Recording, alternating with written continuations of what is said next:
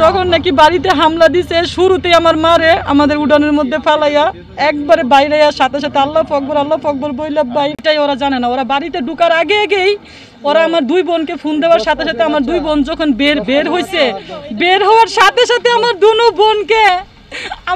বোনকে চেয়ারম্যান বলে যে ওরে ওইদিকে নে জুনাকির রাস্তায় নে আর রুমারে আমার কাছে দে। এই বাড়িতে রুমারে বাড়িটার মধ্যে ফালাইয়া একবারে বাইরে মাথার মস্তক একবারে শেষ করে লাইছে। আমার বোনের কমে 7টা কূপ দিছে, আমার মারে তো কুবাইয়া পিস করে লাইছে। আমার বোন জুনাকিটারে রাস্তার মধ্যে ফালাই। এরকম বালের মুক্তিযোদ্ধা আমাদের লাগবে না, যে মুক্তিযোদ্ধা অন্যায়ের সাথে লিপ্ত হয়, যে মুক্তিযোদ্ধা মানুষকে মেরে ফেলার জন্য উদ্যুক্ত হয়, যে মুক্তিযোদ্ধা আইন অমান্য করে, যে মুক্তিযোদ্ধা মব সৃষ্টি করে। এটা কোন ধরনের মুক্তিযোদ্ধা? এই মুক্তিযোদ্ধার জন্য আমরা মুক্তিযোদ্ধা বলবো? এটা কিসের মুক্তিযোদ্ধা? বালের মুক্তিযোদ্ধা এগুলা। বলতেছে যে সে নাকি মোবাইল চুরি করছে বাসুর, মোবাইল চুরি করলো বাসুর আর গিয়ে মেরে ফেললো অন্য আরেক পরিবারকে। তার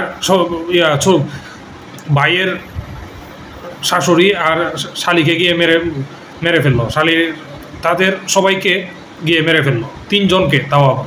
আর বাংলাবাজার থানার করইবাড়ি গ্রামে মোবাইল চুরির ঘটনার জের ধরে একই পরিবারের 3 জনকে গণপিটুনি দিয়ে হত্যা করেছে এলাকাবাসী। উল্লেখ্য, গত মঙ্গলবার 1 জুলাই করইবাড়ির মাদক সম্রাট রুকসানা আক্তার রুবি বেগমের ছোট মেয়ে জুনাকির ভাসুর স্থানীয় একটি দোকান থেকে একজন স্কুল শিক্ষকের মোবাইল চুরি করে পালিয়ে যান। তারপর স্থানীয়রা সেই ভাসুর সহ কয়েক চোরকে আটক করে গণধোলাই দেন। খবর পেয়ে রুবি বেগম ও তার মেয়ে জুনাকি আক্তার মোবাইল চোরকে উদ্ধার করতে যান। সেখানে রুবি বেগম ও তার মেয়ে জুনাকি এবং রাসেল স্থানীয় মেম্বার মুক্তিযোদ্ধা মোহাম্মদ বাচ্চু মিয়া ও বাসির সহ গণ্যমান্য ব্যক্তিবর্গের সাথে ঝগড়ায় লিপ্ত হয়। কোন ধরনের এটা ন্যায় ভাই? কোন ধরনের ন্যায়? এটার নাম ন্যায়? আপনারা এই যে এই সমস্ত নিউজগুলো যে প্রচার করেন, বাটপারি নিউজ, এটা কোন ধরনের নিউজ এগুলা? এটার নাম নিউজ? একটা 60 বছরের বৃদ্ধ মহিলা ওই নিউজের মধ্যে বলতেছে সে নাকি মাদক সম্রাট। বাবারে বাবা! পুলিশে তো আওয়ামী লীগের আমলেও অনেককে মাদক সম্রাট বানিয়ে দিয়েছিল, অনেকে যার সাথে বলতো না তার সাথে মাদকের সম্রাট বানিয়ে দিয়েছিল। তাই বলে কি সবাই এখন মাদক সম্রাট হয়ে গেল? কোন ধরনের কথা ভাই? আইন নেই দেশের মধ্যে। সে যদি মাদক সেবন করে থাকে বা কোনো করে থাকে, তাহলে আমরা নিয়মিত দেখতেছি বড় বড় মাদক সেবনকারী বা বড় বড় মাদক পাচারকারী যারা, তাদেরকে সেনাবাহিনী ধরতেছে, প্রতিদিন ধরতেছে। তাও সেনাবাহিনীর হাতে দাও। তোমাদের তো বিচার করার জন্য কে বলছে যে তোমরা গণপিটুনি দিয়ে তোমরা মেরে ফেলবা? এটার নাম গণপিটুনি না। এটা কি হয়েছে জানেন? ওই জায়গার চেয়ারম্যানে কিছু মানুষ জড়ো করেছে, তার যত মানুষ। এখানে বলা হচ্ছে গ্রামের মানুষ না। সরকারকে বিয়ে করার জন্য, সাপোর্ট করার জন্য এখন মিথ্যা জিনিস রটনা করা হচ্ছে। আমি কিন্তু কোনো সময় কারো অন্যায়ের পক্ষে যাব না, যদি সেটা সরকারের বিপক্ষেও হয় তবু আমি যাব। কেন হাসিনার বিপক্ষে আমি কথা বলছি না? এখন বললে সমস্যা কি? এখন এই সরকার কোন সেটের বাল যে তার বিরুদ্ধে কথা বলা যাবে না? হাসিনার বিরুদ্ধে কথা বলছে। এই হারামজাদাগুলা সবগুলা মানে অন্ধ হয়ে গেছে, চোখের মধ্যে পর্দা লাগিয়েছে। একটা 60 বছরের বৃদ্ধা মহিলাকে বলতেছে সে মাদক সম্রাট, আর চুরি করছে মোবাইল একজন, আর দিয়ে দিছে তার মেরে ফেলছে গিয়া অন্য আরেক পরিবারের 3 জনকে। এটা কি বিচার হওয়া উচিত না? আপনারা একটা খবরের মধ্যে দেখলেন, নিউজের মধ্যে, আর কমেন্টের মধ্যে মানুষে দেখলাম যে গালিগালাজ শুরু করছে তাদেরকে। আরে ভাই, আপনার যখন আপনজন হারাবে তখন আপনি বুঝতে পারবেন আপনজন হারানোর বেদনাটা কতটুকু। তার মা নাই, বোন নাই, ভাই নাই, সবগুলাকে মেরে ফেলছে। বলতেছে যে বোনকে যখন মারে তখন মগজটা একদম বের করে ফেলছে, বের করার পরেও তাকে কুবাইয়া একদম ছিন্ন বিচ্ছিন্ন করেছে। তার আগে তাকে উলঙ্গ করেছে ওই মেয়েটাকে রাস্তার মধ্যে। এটা কোন ধরনের ন্যায়? এটা কোন ধরনের ন্যায়? এটার নাম রাজনীতি? এটার নাম চেয়ারম্যানগিরি? এই মানুষগুলা যতগুলা লিখেছে, যতগুলা কমেন্ট করেছে ওর বিরুদ্ধে, সবগুলা পাপী, সবগুলা পাপিষ্ট, শয়তান এগুলা, কুত্তার বাচ্চা এগুলা। না জেনে না বুঝে মানুষের নামে হুট করে একটা কমেন্ট করে দিলাম। আপনারা কি জানেন ওই জায়গার চেয়ারম্যান কি করেছে? আমার ওই জায়গার ওই গ্রামের কয়েকটা কমেন্ট দেখেছি আমি, সরাসরি তারা বলতেছে যে ওই জায়গার এটা ইয়ের কাজ, কি বলে, চেয়ারম্যানের কাজ। এই চেয়ারম্যান বিভিন্ন সময় বিভিন্ন মানুষকে হয়রানি করে। মুক্তিযোদ্ধা লাগিয়েছে, তার মানে কি সবাই মুক্তিযোদ্ধা হয়ে গেছে? বিএনপির হয়েছে তো সবাই বিএনপির হয়ে যায়? সরকারের লোক তার মানে কি হুট করে সরকারের লোক হয়ে যায়? কেউ কিছু বলছে, হুট করে সব কিছু আপনারা বিশ্বাস করে নিয়েছেন, এটাই ডুব গিয়ে নিয়েছেন। এটা কোন ধরনের কাজ ভাই আপনাদের? ফেজ দ্য পিপুলের মধ্যে কীভাবে এই নিউজটা করলো? ওদের কি লজ্জা শরম নাই? ফেজ দ্য পিপুলের মধ্যে আমি দেখলাম 40%ই ভুয়া নিউজ দেয়। তারপর ইন্ডিপেন্ডেন্ট নিউজে করছে, তারপর চ্যানেল 24-এ করছে। কিছু না জেনে কিছু না বুঝে হুট করে আপনি নিউজ দিয়ে দিলেন। সাংবাদিকতা কি এই জন্য? মিথ্যা নিউজ প্রচারের জন্য? 10 জন মানুষ সত্য বললো না মিথ্যা বললো, 10 জন মানুষ বললেই হলো না? 10 জন মানুষ এটা কার লোক এটাও তো দেখতে হবে। এগুলো যে চেয়ারম্যানের লোক এটা দেখতে হবে না? এই মানুষগুলা কত অসহায় হয়ে পড়েছে দেখেন। আল্লাহ তাআলা কি ওদের আপনাদের কারো ছাড় দিবে? কাউকে ছাড় দিবে না। এমনকি কমেন্টকারী পর্যন্ত ওদেরকেও ধরবে যে ওরা কেন বিপক্ষে বলছে। ওদের কি? চলেন ওর ভিডিওটা দেখি মেয়েটার। পুরো ভিডিওটা দেখলে আপনারা হয়তো বা একটু হলেও ধারণা নিতে পারবেন ওদেরকে কিভাবে মারা হয়েছে। ওরা আমার 2 বোনকে ফোন দেওয়ার সাথে সাথে আমার 2 বোন যখন বের হয়েছে, বের হওয়ার সাথে সাথে আমার 2 বোনকে চেয়ারম্যান বলে যে ওরে ওইদিকে নে জুনাকির রাস্তায় নে, আর রুমারে আমার কাছে দে। এই বাড়িতে রুমারে বাড়িটার মধ্যে ফেলাইয়া একবারে বাইরে দেবে, মাথার মস্তক কুবাইয়া একবারে শেষ করে লাইছে। আমার বোনের কমে 7টা কূপ দিছে, আমার মারে তো কুবাইয়া পিস করে লাইছে। আমার বোন জুনাকিটারে রাস্তার মধ্যে ফেলাইয়া আমার বোনটারে মজকগুলো একখানো করছে, মাংসগুলো একখানো করছে, বডিটা একখানো করছে।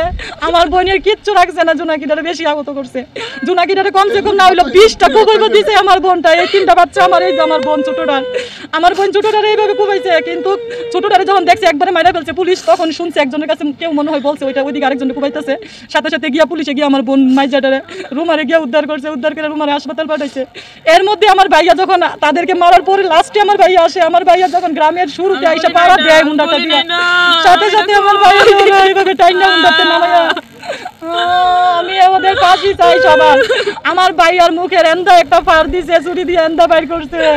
আমার ভাইয়ের মুখটারে এরা আগে থেকে পরিকল্পনা করা, এরা একটা বাঁশের এমন চুক্কা করে রাখছে, এইটা দিয়ে যাবে শুধু গুতাইয়া মুখটার মধ্যে মাথার মধ্যে বাঁশদা কাঁদা বাইরাইয়া ছুরিটা কুবাইয়া আমদালদা কুবাইয়া সব পানা করে লাইছে। আমার ভাইয়ের মাথা মুখ পা আমার বোনের সব, আমার বোনটারে রাস্তার মধ্যে উলঙ্গ করে আমার বোনের এইভাবে ফিরতে আমার বোনের শরীরের কাপড় সব ছিঁড়া গেছে, মজকগুলা মাংসগুলা জায়গা চইরা গেছে। এইভাবে আমার বোনকে মারছে। আমার মারেও আমার বোনকেও আমার ভাইকেও মারার পর ও লাশটার উপরে সহকারে মানুষে লাইটাইছে আমার মার উপরে অনেক হাজার বদনাম দিছে। আমাদের অত্র এলাকার মধ্যে আমার মার মতো কেউ এমন ধনী না। আমার মা 13 তলা বিল্ডিং দিছে। আমার মার এই বিল্ডিং এর জন্য লুট কইরা ওরা আজকে একটা চোরের সাথে ঝগড়া কইরা সাধারণত একটা বিষয় নিয়ে এরকম করছে।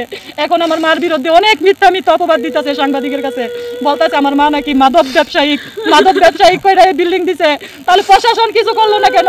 ওরা কেন মারলো? ওরা কেন আমার মাকে মারলো? ওরা কেন আমার ভাই বোনকে মারলো? ওরা কেন আমাকে মারতে চাইলো? আমার শিশু বাচ্চাটারও খুঁজছে মারার জন্য। মানুষকে বলতেছে তাই তো লাশ তো থাকার কথা 5টা লাশ, 4টা লাশ কেন? ওরা ভাবছে আমার বোনও মারা গেছে, রুমাও মারা গেছে, কিন্তু রুমারে হাসপাতাল নিচ্ছে। ওরা ভাবছে নিতে রুমাও মারা যাবে।